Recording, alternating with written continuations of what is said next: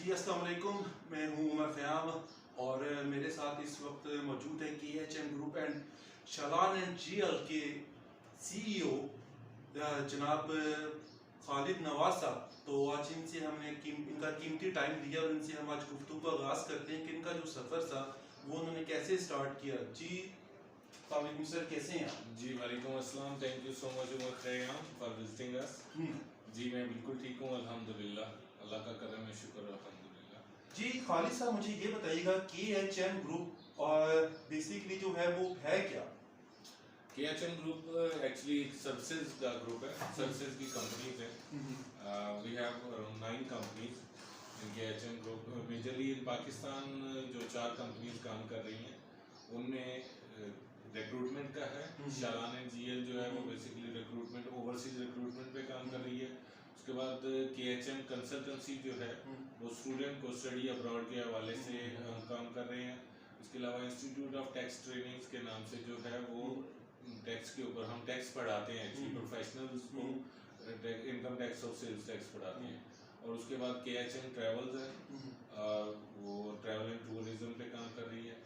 इसके अलावा हमारी कंपनीज दो और भी हैं लेकिन वो नॉन प्रॉफिटेबल हैं, जैसे कि KHM लॉ एसोसिएट्स हैं, वो उनके लिए है जो भी पाकिस्तान के कोई भी गरीब लोग हैं जो अफोर्ड नहीं करते, मतलब जो लॉयर फीसेज और मुख्तलिफ चीज़ों मुख्तलिफ लॉ के इश्यूज़ में आके पिसते रहते हैं, वो उनके लिए प्रोवाइड करते हैं कि हम कोई भी गरीब आदमी है तो उसको फ्री में लॉ सर्विसेज प्रोवाइड करते हैं। इसके अलावा एक KHM खुशहाल जवान के नाम से एक प्रोग्राम लॉन्च कर रहे हैं, वो भी नॉन प्रॉफिटेबल। अच्छा खालिद साहब, मुझे सिर्फ ये बताइएगा, आप ज़बरदस्त आप काम कर रहे हैं, बहुत बड़ा जो आपका ग्रुप है। अब मैं इसमें से एक पॉइंट पे आता हूँ, शलान एंड GL और नौजवान बेरोजगार नौजवान, ये सफ़र कैसे स्टार्ट हुआ ओवरसीज़ के हवाले से बताइए। जी Umar Khayyam, actually I was a banker.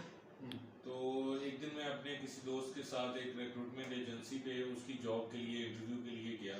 तो मैंने वहाँ पे कुछ चीज़ें नोट की कि वो कोई वेल ऑर्गेनाइज नहीं था। फॉरेन डेलीगेशन आया हुआ था, वो लोग अरबिक थे और वो इंग्लिश में बात करते थे, डोंट नो अबाउट उर्दू और पंजाबी।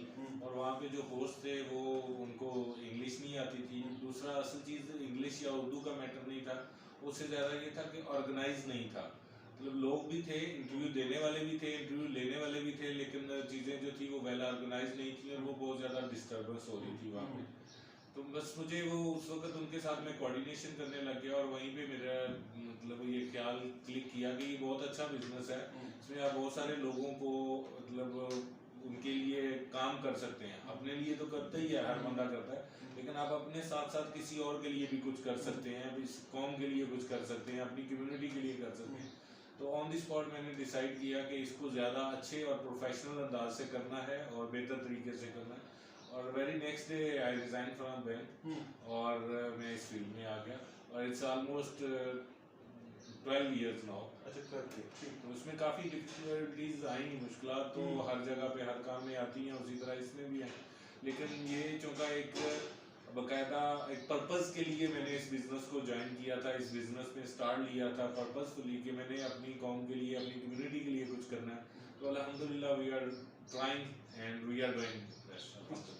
अच्छा मुझे सर ये बताइएगा, शॉर्ट कर लेता हूँ कि शलान एंड GL जो है वो तो ओवरसीज एम्प्लॉयमेंट के लिए जो रोजगार फराहम कर रहे हैं, क्या पाकिस्तान में जो बेरोजगारी है, जो पाकिस्तान में बेरोजगारी है, उनके लिए भी कुछ कर रहे हैं? जी ओवरसीज पाकिस्तानी की तो ये बेसिकली तो पाकिस्तानी जो बेरोजगार हैं उनको ही हम रोजगार प्रोवाइड कर रहे हैं। जैसे कि आपको पता है पाकिस्तान में बहुत ज़्यादा अपॉर्चुनिटीज़ नहीं है, जिस वजह से हमें ओवरसीज को देखना पड़ता है। तो अल्हम्दुलिल्लाह उसी के बिहाफ पर ही हमने ये सफ़र का स्टार्ट किया और अभी तक हम 15,000 प्लस पाकिस्तानी जो हैं उनको वहाँ पे बाहर भिजवा चुके हैं और ये सफ़र इंशाल्लाह जारी रहेगा।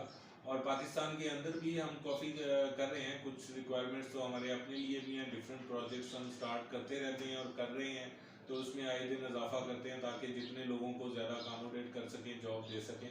और इसके अलावा भी बाकायदा फुल टाइम पाकिस्तान में एम्प्लॉयमेंट के हवाले से भी हम लोग, हमारी टीम वर्किंग कर रही है और इंशाल्लाह बहुत जल्द हम लोकल जॉब्स के लिए भी काम। ठीक है। अच्छा सर, आपने एक इंटरव्यू में ये भी कहा था कि जो तालीम से बेहतर है कि जो नौजवान है वो हुनर को सीखें, तो सर ऐसा क्यों? एक्चुअली आप देखते हैं कि बात को समझने की ज़रूरत है।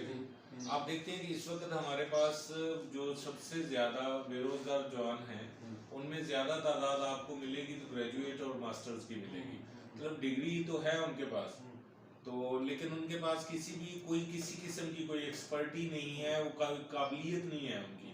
वो हमारे यहाँ अनफॉर्चुनेटली एक सिस्टम ही ऐसा है जिसमें ज़्यादा वो सिंपल और सादा लफ्ज़ों में और रोटालाइजेशन वाला सिस्टम है, तो उससे हमारे बच्चे डिग्री तो ले लेते हैं, वो एफर्ट्स भी करते हैं, लेकिन उनमें किसी भी किस्म का कोई ऑफिशियल काम करने के हवाले से, कोई ऑफिस वर्क करने के हवाले से या कोई पर्सनल स्किल्स के हवाले से उनमें बहुत कमी होती है।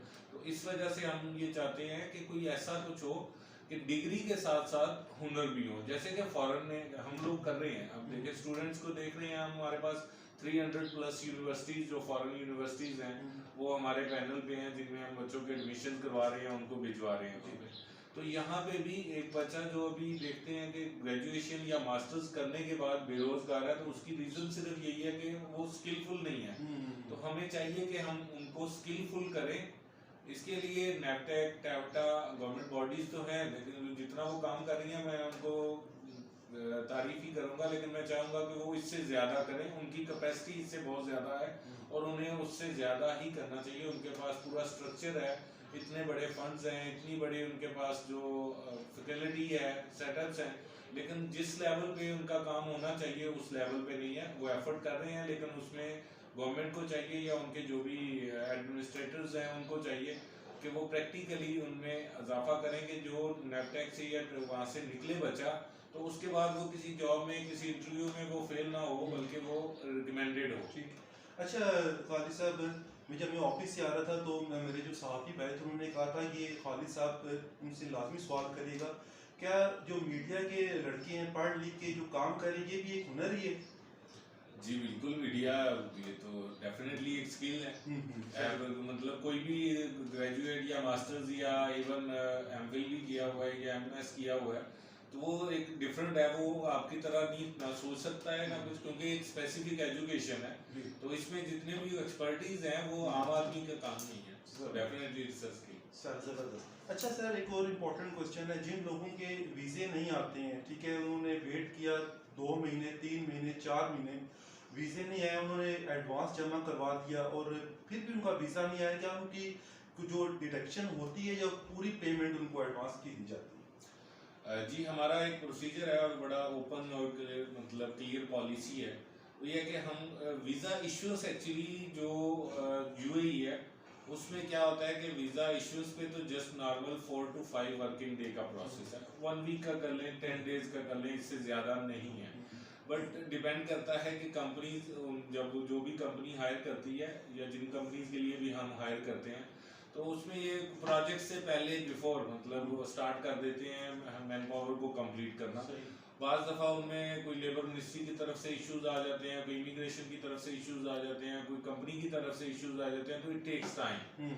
और हर एक की अपनी प्रेफरेंस है, क्योंकि जिस कंपनी ने भी ओवरसीज में जब बंदे को हायर करके लेके जाना है, visa process it's a big investment. एक मोहतात अंदाजे के मुताबिक एक आम आदमी के इस वक्त जैसे दिरहम जो है वो 51 पे चला गया हुआ है, तो एक आदमी एक वीज़ा के ऊपर जो कंपनी का एक्सपेंस आता है वो ऑलमोस्ट 4 लाख के करीब है। तो जिस कंपनी ने 500 बंदा करना है तो वो उसके लिए काफ़ी बड़ी अमाउंट है, इन्वेस्टमेंट है। तो डिफरेंट रीजंस होती हैं जिसमें डिले भी होता है, प्रॉब्लम्स भी आते हैं। तो हमारा इसी वजह से हमारा पॉलिसी ये है कि हम कोई भी लड़का जो इंटरव्यू देता है या लड़की इंटरव्यू देती है, तो हम उनको 4 मंथ का टाइम देते हैं वीज़ा प्रोसेसिंग का, और साथ में मैंडेटरी रखते हैं कि वो बाज़ दफ़ा 10 दिन में हो जाता है, 2 दिन में भी हो जाता है। बहुत इमरजेंसी कुछ इमिग्रेशन कंपनीज जो हैं, जो कि ज़्यादा हमारे क्लाइंट गवर्नमेंट है, तो उसका वीज़ा प्रोसेस बहुत शॉर्ट है, लेकिन वो टाइम टेकिंग है डिफरेंट रीजंस की वजह से। तो उसमें डिडक्शन वगैरह जो भी अपफ्रंट लिया जाता है वो भी हम सिर्फ उनसे लेते हैं जिनको हम बिल्कुल भी नहीं जानते कि कल को वीज़ा इशू हो जाए तो वो मतलब ना जाना चाहे तो हमारे पास कोई ऑप्शन नहीं है, फिर हमारे ऊपर उसकी पेनल्टी आ जाती है। तो इस वजह से वो करते हैं। बाकी उसमें जब भी ओपन पॉलिसी है कि every Friday we are open. अगर कोई भी बंदा किसी भी वक्त इवन 4 मंथ से पहले भी अगर वो रिफंड लेना चाहे ड्यू टू एनी रीजन, वो ले सकता है और उसको 100% रिफंड किया जाता है, कोई भी 1 रुपया भी डिडक्ट नहीं करते। सर अगला एक बहुत ही इंपॉर्टेंट क्वेश्चन है, आपकी और दूसरी एजेंसीज हैं भरी पड़ी हैं रावलपिंडी में, क्या मेन फर्क है? सर मेन फर्क जो हमारा है, हमारा कोई भी सब एजेंट नहीं है। हमने मिडिल मैन को खत्म किया है क्योंकि वो एक्सप्लॉइट करते थे। जितना भी इस फील्ड की, ये एक बहुत बेहतरीन फील्ड है कि आप लोगों को जॉब प्रोवाइड कर रहे हैं, लोगों के लिए आसानियां बांट रहे हैं, जो कि इस वक्त पाकिस्तान की बहुत बड़ी ज़रूरत है। और वो दूसरे एंड पे वही लोग बाहर जाने के बाद रेमिटेंस भेजते हैं, जो अगेन पाकिस्तान के लिए सबसे बड़ी ज़रूरत भी है। तो ये इतना अच्छा और खूबसूरत और बेहतरीन बिजनेस होने के बावजूद इतना बदनाम उन लोगों की वजह से ही है जो मिडिल मैन है, जो एक्सप्लॉइट करते हैं। तो सबसे पहला और बड़ा डिफरेंस तो हमने यहीं पे क्रिएट किया कि हमने मिडिल मैन को ख़त्म किया। उसके लिए हमें काफ़ी डिफ़िकल्टीज भी आई स्टार्टिंग में भी, और उसके लिए हमें मतलब नॉर्मल एजेंसी से 10 गुना ज़्यादा सेटअप भी अफोर्ड करना पड़ा, रखना पड़ा। कि इस वक्त भी हमारा, इस वक्त पूरे पाकिस्तान में मतलब जितनी भी एजेंसीज हैं उनमें से सबसे बड़ा सेटअप, सबसे ज़्यादा एम्प्लॉइज वो हमारे हैं। रीज़न उसकी यही है कि हम डायरेक्ट इंडिविजुअल को डील करते हैं, तो हमें बहुत ज़्यादा स्टाफ की और इन सारी चीज़ों की ज़रूरत है एक एक बंदे को कोऑर्डिनेट करने के लिए। एक तो डिफरेंस ये है कि इसमें जो भी इंफॉर्मेशन है वो डायरेक्टली पास ऑन होती है और सही पास ऑन होती है, जॉब के हवाले से, वहाँ के कंपनी के हवाले से। दूसरा, एक्सप्लॉइटेशन नहीं है, मिडिल मैन नहीं है, तो इस वजह से कोई एक्स्ट्रा चार्जेस नहीं पे करने पड़ते इंडिविजुअल को। लाइक हम सिक्योरिटी गार्ड का वीज़ा, जो कि मार्केट में बड़ा सबसे फेवरेट वीज़ा दुबई के लिए कंसिडर किया जाता है, यंग जनरेशन जो है वो सबसे फेवरेट वीज़ा उनके लिए सिक्योरिटी गार्ड का है, क्योंकि actually it's not name as a security guard but it's a customer care job. तो कस्टमर केयर जॉब के होने के साथ इसकी पाकिस्तान में सैलरी भी ऑलमोस्ट पाकिस्तानी रुपीज़ में कंसिडर करें तो 1 लाख प्लस में आ जाती है। तो इट्स अ मोस्ट फेवरेट, जो कि बाहर मार्केट में 5 से 6 लाख में एजेंसीज मतलब देती हैं, और हमारे यहाँ उसके चार्जेस जो हैं वो नॉर्मल इंक्लूडिंग टिकट और प्रोटेक्टर और इंश्योरेंस 170 है। तो this is the big difference. अच्छा सर, दुबई में जो है एक बहुत बड़ी नामी ग्रामी जो है सेमी गवर्नमेंट की कंपनी है ट्रांसगार्ड। आप बेसिकली ट्रांसगार्ड के वीज़े आपके पास आते हैं सर, क्योंकि वीज़ाज होते हैं ये आपको पेमेंट दे के रिसीव आपको होते हैं, आप खरीदते हैं या ये फ्री ऑफ कॉस्ट आप तक पहुँचते हैं? एक्चुअली जो पूरी दुनिया में एक रूल है, और यूएई में भी स्पेशली, वीज़ा की कॉस्ट कंपनीज जो हैं वो नहीं ले सकती। तो ट्रांसगार्ड भी ये है कि ट्रांसगार्ड जो है वो भी हमसे चार्ज नहीं करती, लेकिन उसके साथ कंडीशंस हैं कि अगर हमारे एम्प्लॉइज जो हम भेजते हैं, उनको सिलेक्ट करते हैं, वो वहाँ जाके फेल हो जाएं, या वो मेडिकल अनफिट हो जाए, या वो खुद से ना करना चाहे किसी भी due to any reason, home sickness, family issues और कुछ भी, तो उस सूरत में हमें वो 6000 दिरहम जो है वो चार्ज करते हैं, ओनली इन दैट कंडीशन कि अगर हमारा भेजा हुआ एम्प्लॉय काम ना करे। अदरवाइज किसी किस्म के वो चार्जेस ना लेते हैं, ना हमें कुछ पे करते हैं, हम नॉर्मली उसको फ्री वीज़ा ही देते हैं। सर आखिर में बता दीजिए, 2 क्वेश्चन हैं। पहले तो ये बताएं सर, जो यहाँ से नौजवान जाते हैं, से टेस्ट क्लियर करके जाते हैं, तो वहाँ पे काम करें, ये नहीं कि 4-6 महीने के बाद शॉर्टकट लगाएं और ये सोच के जाएंगे 4-6 महीने में हमारी तकदीर बदल जाएगी। ऐसा कुछ है, ऐसा कुछ होता है, या प्रॉपर मेहनत है जिंदगी? उमर ख़याम साहब, एक्चुअली ऐसा कुछ भी नहीं है, और हम कोशिश भी करते हैं, और हमने ये भी एक डिफरेंस रखा हुआ है बाकी एजेंसीज की निस्बत के हम इंडिविजुअल को भेजने से पहले उनका जो है वो एक बाकायदा ट्रेनिंग देते हैं, उनको ब्रीफिंग देते हैं ज़्यादा टाइम की। Sometime give them 5 days training, कुछ खास कैटेगरीज की, जितना ज़्यादा उनके पब्लिक के साथ मतलब इंटरेक्शन रहना है। तो मैं आप जवानों को यही कहना चाहूँगा कि ज़िंदगी का कोई शॉर्टकट नहीं है, कामयाबी का कोई शॉर्टकट नहीं है, और वो जब बाहर जाते हैं, यहाँ पे कोई भी इंडिविजुअल है, आप उमर ख़याम है तो आप कोई भी गलत काम करेंगे तो वो उमर ख़याम गलत काम करेगा, उसके बाद कोई ज़्यादा बात जाएगी तो आपकी फैमिली मेम्बर्स तक जाएगी, घर तक जाएगी। लेकिन जब आप बाहर होते हैं तो आप सबसे पहले पाकिस्तानी होते हैं, तो आपका कोई भी कदम, एक आपकी एक निकाला हुआ मुंह से लफ्ज़, आपका बिहेवियर, आपका काम, हर चीज़ के पीछे सबसे पहले जो है वो पाकिस्तान का रिस्पेक्ट, पाकिस्तान का नाम स्टेक पे होता है। तो जब आप अच्छा करते हैं तो वो एक पाकिस्तानी की तरफ से अच्छा मैसेज आता है, लेकिन जब आप गलत करते हैं तो वो उमर ख़याम की तरफ से नहीं जाता, वो पाकिस्तान की तरफ से जाता है। तो फॉर गॉड से जो भी बाहर जाता है वो एक एम्बेसडर है, वो हमारे इस मुल्क का, वो पाकिस्तान का एम्बेसडर है। तो वो जो अच्छा काम करेगा तो अच्छा मैसेज जाएगा, वो गलत काम करेगा तो वो गलत मैसेज जाएगा।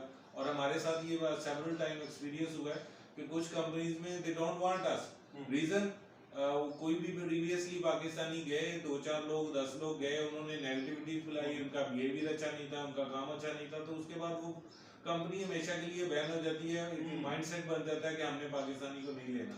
लेकिन जहाँ पे पाकिस्तानी जाता है और अच्छा काम करता है तो वहाँ पे एक नया ओपनिंग स्टार्ट हो जाती है।